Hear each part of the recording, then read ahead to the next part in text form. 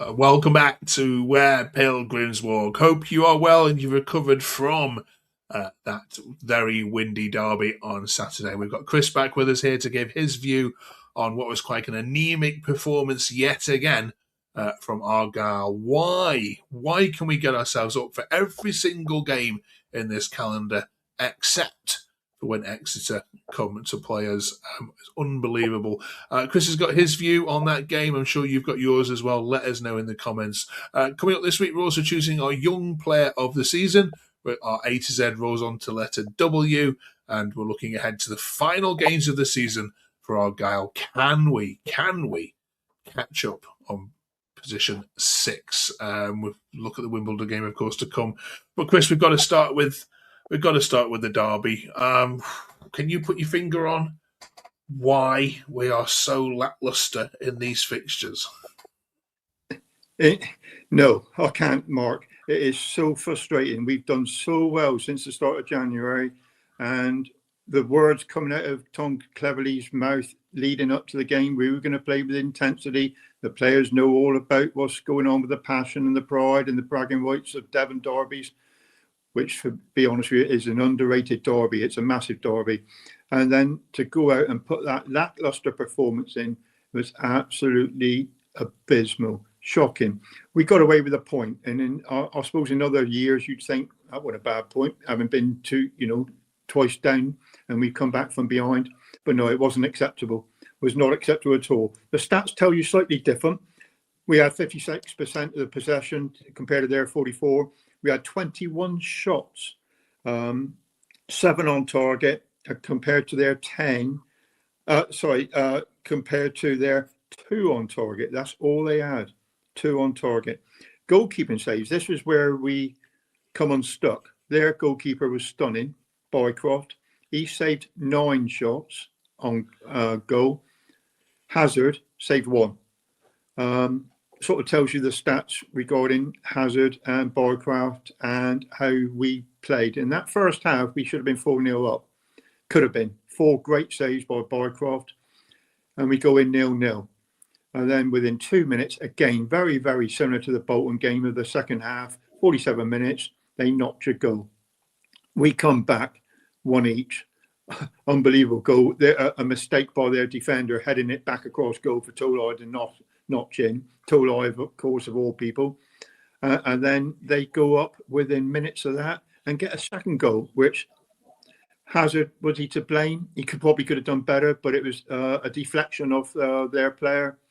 And then 2-1 up. And then their man of the match, apart from the goalkeeper, their man of the season so far, Wareham, he could have and should have made it 3-1. No bones about it. Should have been 3-1 and game over. But he didn't. He inexplicably hit it wide from a few yards out.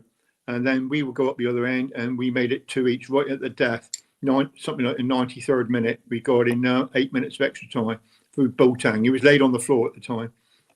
So it was a point that was deserved for that. We didn't want to lose, that's for sure. But it was a point that I don't think was any good for either team.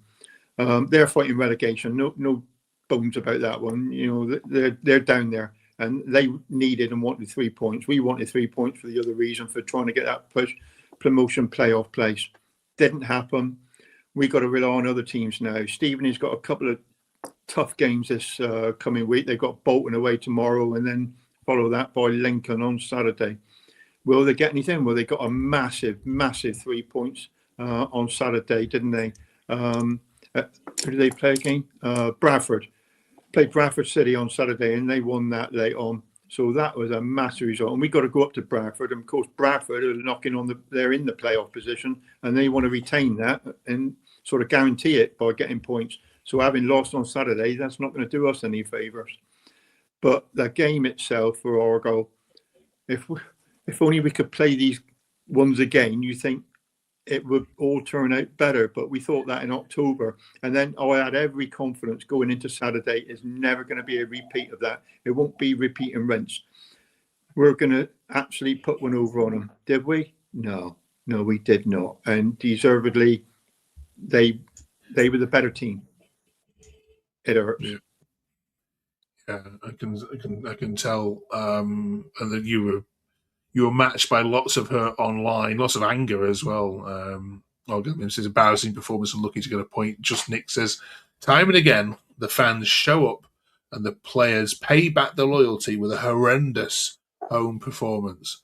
At least you've all now got our season tickets money nice and, and early though. Jack says, not going to lie, that was poor. We've been superb since January, as she said, but we simply cannot get up for derby games. Lackluster and incredibly poor today. Yeah, it's a head scratcher, isn't it? How you can go and play so well against the top of the table teams, and then come on. So do you think the players perhaps? I mean, the conditions were awful, weren't they? The wind was up, but it seemed as if they'd been instructed to play hoofball on the windiest possible day, which is just never going to work, is it? I didn't quite understand that when I was watching it. Totally, you just can't accept in those conditions. It's the same for both teams, but they were playing it shorter, they were playing it more crisper. There was an intensity to their play which we were lacking.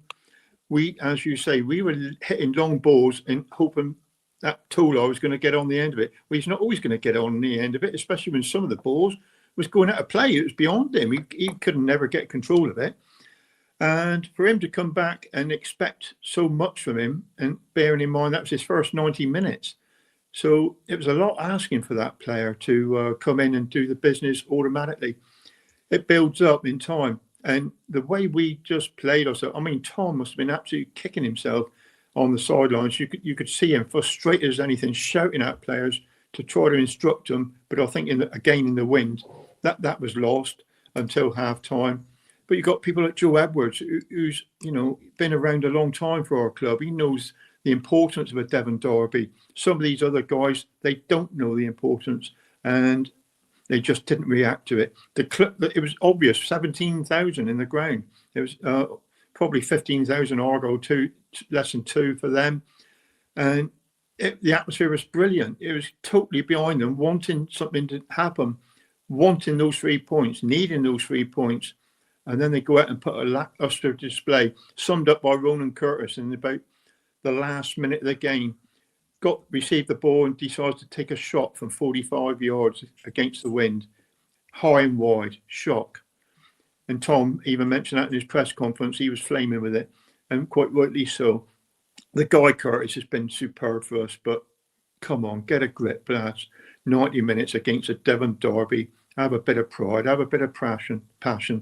Let the Argyle fans get the bragging rights over them. They've gone away as if they've won the World Cup, getting 4 points out of 6 against us. Absolutely abysmal, embarrassing, really. Okay.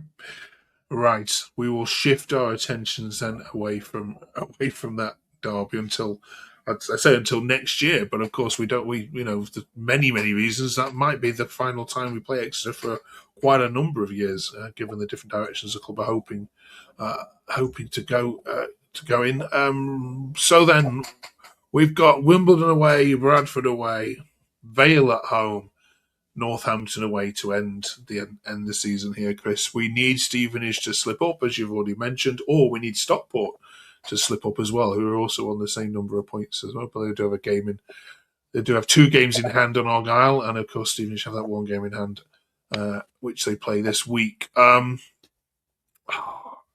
What percentage chance would you give this if you were making odds on it? Argyle are going to finish in the top 6. Is it as low as 30 or 40, or is it lower than that? Well, the thing is out of our own hands, Mark, isn't it? If I was to look at the fixture list and say, what would I hope to achieve out of that? I would say 10 points.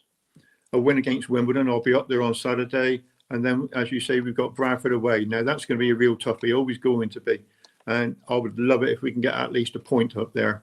And then I would expect us to beat Port Vale and then Northampton away in the last game of the season. So that would be 10 for me. But we're already 4 points adrift of Stockport and Stevenage, who both have games in hand. So hopefully, can they slip up this week? We'd love to think so. But it's going to be a massive, tough run-in. Yeah, we're probably about 30%, aren't we? We're not dead and buried, that's for sure. There's hope in it. And that's what, as supporters, we always have in it. We always have hope. And that's what we've got to continue our season with that. Those last remaining 4 games, hope. Well, what about this narrative, Chris? And some people are saying, look, even if we miss out, we should be thankful, for where we are in the league, and look at how the season started. And then there are others who are saying absolute nonsense to that. Argyle should be where we are. It's a disgrace that our season started so badly. Do you get the fans that are saying the latter, saying no? Let's not be happy that we are 7th. We should be absolutely devastated that we are 7th and miss out on playoffs. These are the standards we should set ourselves as a club.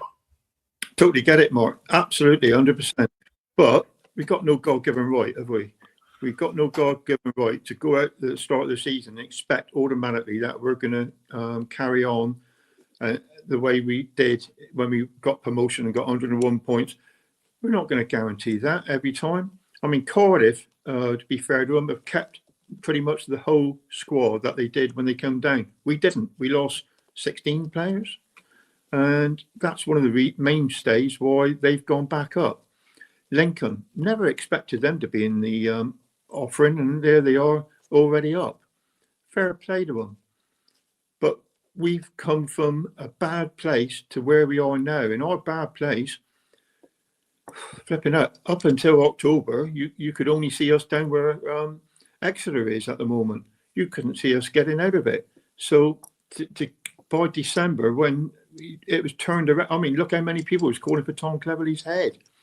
And luckily, the board of directors stood by him. I think there was a financial implement in doing that as well.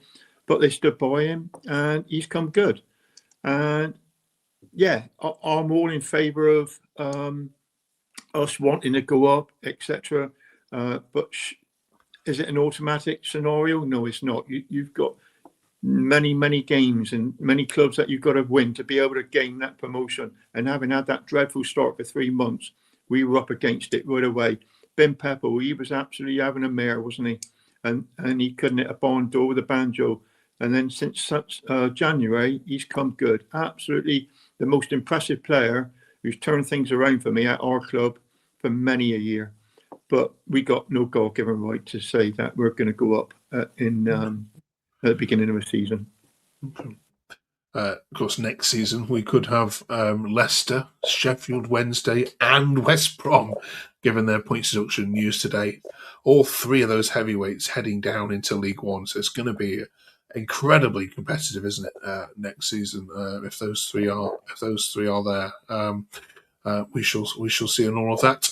Right then, let's do some awards. We did our goal of the season last time. You and Reece battled that out on our previous one to Easter. So we're asking you to choose the young player of the season, Chris, on this particular episode. What counts for young these days? Well, who knows? But let's call it 24-25, shall we? Who would you give this to?